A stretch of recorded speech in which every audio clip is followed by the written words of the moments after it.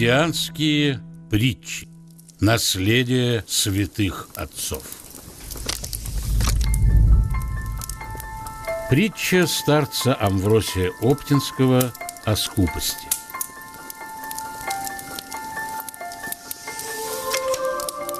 Спросил один человек у старца Амвросия Оптинского: «Что мне делать? Скуплюсь я, отче». «Начни отдавать сначала то, что тебе не нужно. Потом будешь в состоянии давать больше, даже лишив себя нужного. И придет день, когда ты будешь готов отдать все, что имеешь», — ответил старец и рассказал такую притчу. Один странник пришел в деревню и стал просить милостыню. Сначала он обратился к скупой женщине, и та отдала ему старый платок.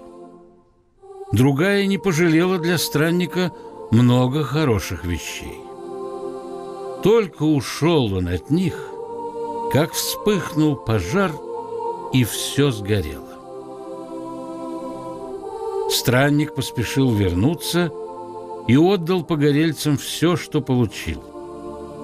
Той, что много дала, много и вернул, а скупой отдал только ее рваный платок.